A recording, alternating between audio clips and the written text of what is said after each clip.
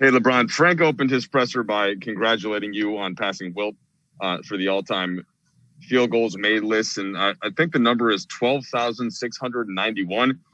This is, of course, with players trying to keep you from making shots. Just wonder how that number hits you and just kind of thinking about how many times the ball has had to go through the hoop, just that thing itself. The number doesn't doesn't do much, for me. I think it's just the association with a legend like Wilt Chamberlain. That does something for me because I'm a guy who grew up, reading about the game, studying the game, studying the players, the post press, past and present. So I wanted to see who was dominant in their era or who laid the groundwork for young kids like myself who started to play the game when I was 9 years old. And Wilt obviously was a big staple of that. So, defense has definitely been trying to stop me from putting the ball in the basket throughout my career. And, I've been able to, for the majority, been able to score a few buckets and then have my name linked with some of the greats that ever played this game of basketball. So, it's very humbling. It always gets me thinking about my upbringing and growing up in Akron, Ohio and things of that nature. So pretty cool feat. You've also spoken about, wanting to take out any weaknesses in your game and the evolution and thinking about the field goals made earlier in your career, probably more at the rim. You're still scoring at the rim, but to add the 3-pointer to this degree, to be shooting over 40% at this point of the season, how does that hit you as that point of pride for the career? I've never put a ceiling on my ability to continue to get better. And I've always had a growth mindset on how I can get better with my game. And, I wasn't too fond of the short off season because I didn't really get an opportunity to kind of dissect, a part of my game where I wanted to get better at. But, I use the time, wisely and, mostly for my body, mostly for my mind, with the short off season, but also, come back a better player. And I feel like I'm a better player than I was last year. I feel like, I can, beat the defense at any facet once I cross half court. I think it's just it makes our team that much better when I can improve, and I feel like I've improved my game. Dave?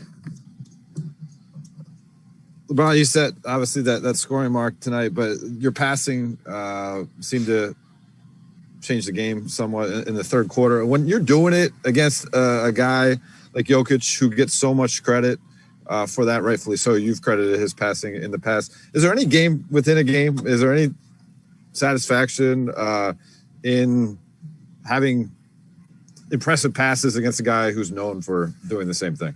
No, I think my job is to put the ball on time and on target and not turn the ball over. I'm not going to have some turnovers, but, for the majority, put the ball on time, on target to my guys, either for layups, for threes, for dives, for cuts.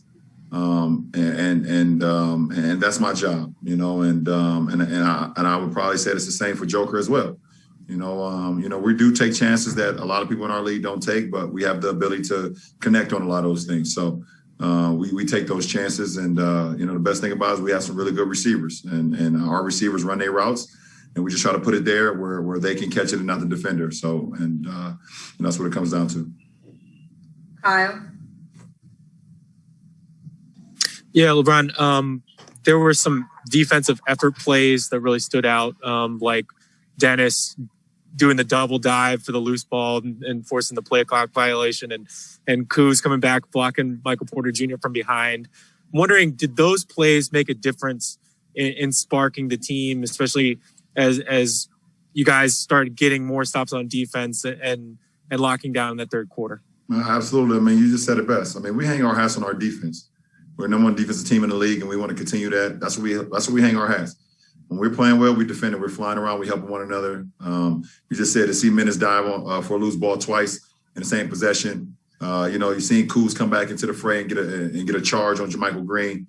Also get a block shot on Monty Morris coming back into play. Guys were just flying around. I thought our bigs did a great job on Joker tonight, just trying to keep a body in front of him, make him take some tough shots. And our guards did a hell of a job too on Murray, even though he had some tough shots, but just trying to keep a body in front of him. And we all just try to do our part. We all try to do our part, work on a string. It's 5 guys on the floor, and we try to work together. And when we do that, we're very, very good. Last 3 here. Dan?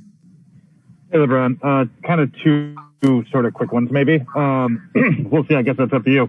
The first question is, there's going to be an All-Star game, and I'm just kind of curious as to your sort of level of interest / excitement about that. And then on a totally different note, you talked about not having a ceiling for yourself, and you've said it a few times. What's there still left to do? What's there still, like, where do you want to get better still as you continue to play? Well, I'll answer the second question first. For me, for my game, I don't really put a list together. I kind of break it down after the season, see, okay, where was I less efficient at? Where can I be more efficient at? And I just, like I said, I've said it over and over. I don't try to put a ceiling on my game, how ways I can improve: ball handling, free throw shooting, 3-point shooting, low post, posting, front, back to the basket, face up, mid range, coast to coast, things of that nature. Just things that will always keep defenses, off balance. How do we try to stop them? And for me, I feel like if I'm the most complete player I can be, then it makes our team even more dynamic. So, that's just my thinking. To their second question, I have zero energy and zero excitement about an All-Star game this year. I don't even understand why we're having an All-Star game. But it's the agreement that the Players Association and the league came about. Short off season for myself and my teammates was 71 days. And then coming to this season, we were told that we were not having an All-Star game. So we had a nice little break, 5 days from the 5th through the 10th, an opportunity for me to kind of recalibrate for the second half of the season, my teammates as well, some of the guys in the league. And then they throw an All-Star game on us like this and just breaks that all the way up. So pretty much a kind of a slap in the face. We're also still dealing with a pandemic. We're still dealing with everything that's been going on. And we're going to bring the whole league into one city that's open.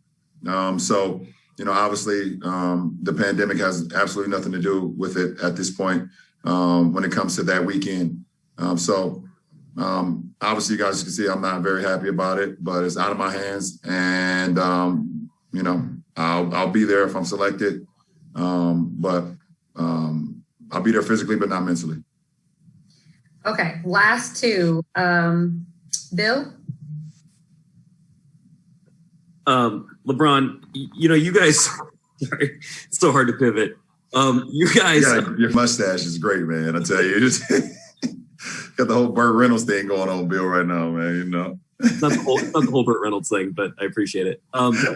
You guys get, I think, often just kind of cast as being a great team because you have such great top-end talent with you and AD. But when you look at those hustle plays and the contributions you've gotten from Alex this year, the way Kuz's game has evolved and Talon, like, where do you guys find, or how big of a part of your identity are those hustle plays and kind of the dirty work that you guys are able to do kind of as a collective unit? Well, I mean, if you really literally sit down and watch a game of ours, you will see that it's more than just talent. I mean, obviously, talent will take you to a point, but only talent can take you so far. But if you really sit down and watch a 48-minute game, the way we play the game, both offensively and defensively, you'll see that it's just more than talent.